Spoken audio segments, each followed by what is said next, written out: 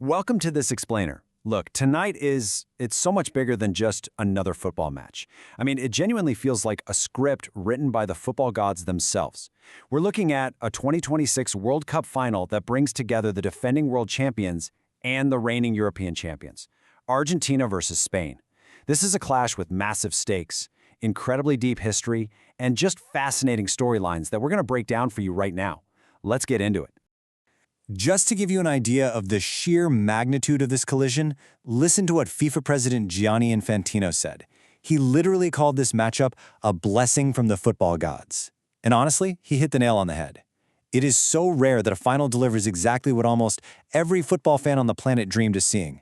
The narrative weight of this game is absolutely monumental. Okay, Section 1. The Clash of Philosophies. So it quickly becomes clear that this isn't just a game between two talented squads, right? It's a complete collision of two totally contrasting footballing identities. The contrast here is incredibly stark. On one side, Argentina represents passion, raw emotion, fierce adaptability, and this crazy survival instinct that allows them to win ugly when they absolutely have to. On the other side, Spain. They represent structure, cold control, relentless possession, and just incredible patience. It's essentially pure chaos versus absolute control. And look, neither philosophy is inherently better because both have obviously produced champions, but tonight only one can survive on that pitch. Which brings us to our next section, a passing of the torch, Messi versus Yamal. This is the headline matchup that has literally the whole world talking. It's this poetic, generational clash between an established legend and the sport's brightest rising star. On one side, you've got Lionel Messi. The guy's 39 years old, holds 8 Ballon d'Ors, and has won literally everything imaginable.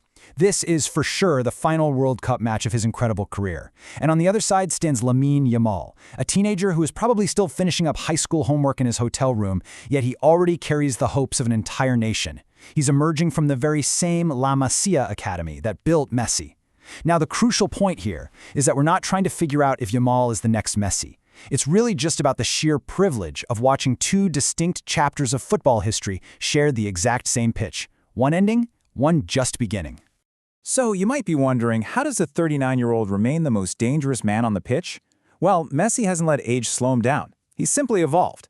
He doesn't run relentlessly or press constantly anymore. Actually, scratch that. He barely runs at all sometimes. Instead, he controls games with pure, unfiltered intelligence. He walks. He observes the tactical landscape like a supercomputer.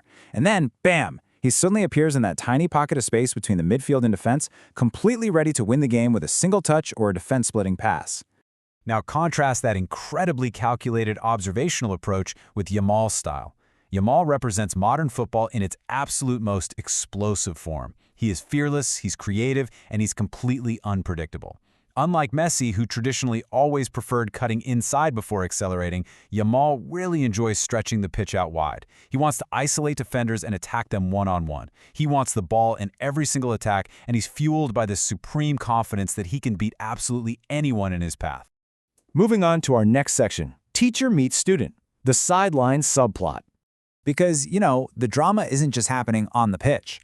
There is this incredible, movie-like storyline happening right on the touchline between the two opposing managers. Just look at this timeline. Hollywood literally couldn't have written it better. Back in 2017, Spain's coach Luis de la Fuente was an instructor teaching tactics at the Spanish Football Federation's UEFA Pro license classes. And sitting right there in those very classes, noted as one of his most highly engaged students, was Argentina's coach Lionel Scaloni. Fast forward to 2026, and the student is literally facing his mentor in the biggest match on the entire planet. No way, right?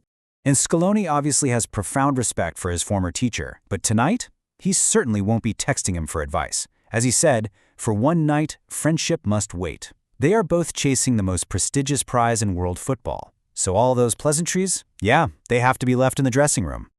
Okay, Section 4, the paths to the final. Before they can lift that trophy, we need to see exactly how both teams navigated the intense pressure of this tournament to reach this ultimate stage. And their journeys, oh man, they couldn't be more different. Argentina's path has basically been characterized by dramatic suffering. They've been pushed to the absolute brink, heavily relying on late goals and just ridiculous emotional resilience. Like when they came from behind against England in the semi-final. They never look completely comfortable, but somehow they just get stronger when the pressure is at its highest. Spain, on the flip side, has been a picture of clinical calm. They've progressed through strictly disciplined, defensive organization and dominant possession. I mean, they concede very little, they completely control the tempo, and they rarely ever allow the game to become emotional. All right, let's get into the real meat of this explainer. Section 5, the tactical battle. So how do these contrasting journeys and philosophies actually clash on the grass? Let's look at Argentina first. They typically begin in a 4-3-3 formation, but the key word for Scaloni here is flexibility. He changes systems constantly depending on the game state. They can seamlessly shift into a 4-4-2 or even drop deep into a back five.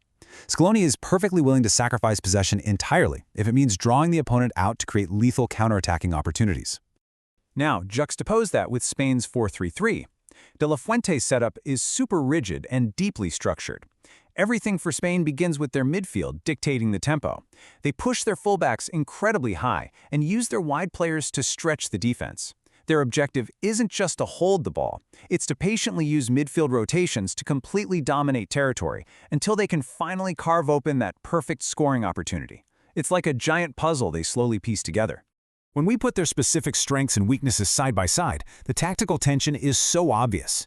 Argentina brings immense experience, absolute mental toughness, and of course, the ultimate wild card in Messi.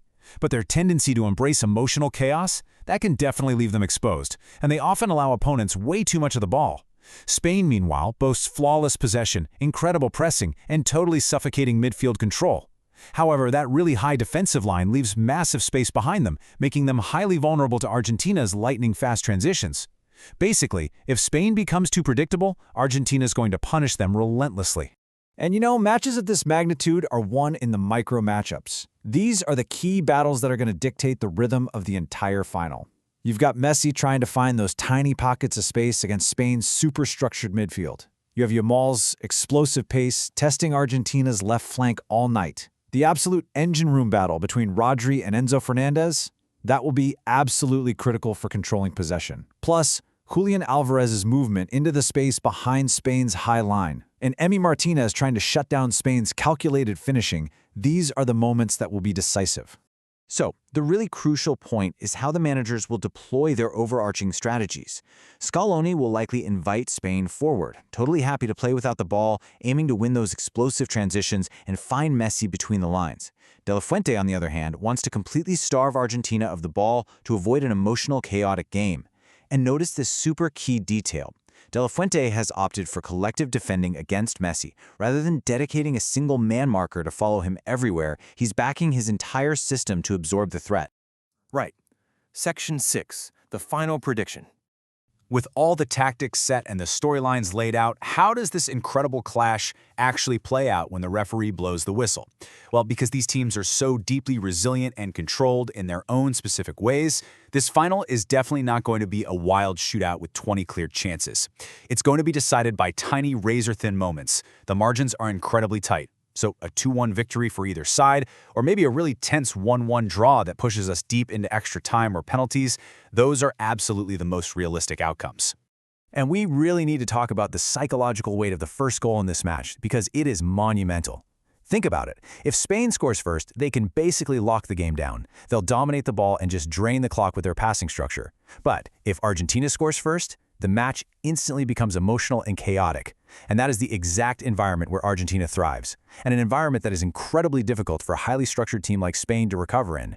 Ultimately, we are looking at historic, once-in-a-lifetime stakes here. For Argentina, it's all about teammates fighting for every single tackle to give Lionel Messi the absolute perfect final page to the greatest career in football history. But for Spain, winning a World Cup right on the back of a European championship, that would officially cement them as the dominant national team of a brand new era. Honestly, football wins either way tonight. Years from now, we aren't just going to remember the tactical battles or the possession stats, we're going to remember the story. So I want to leave you with this to think about before kickoff. Does a legend say goodbye with gold, or does a new, dominant European era officially begin today?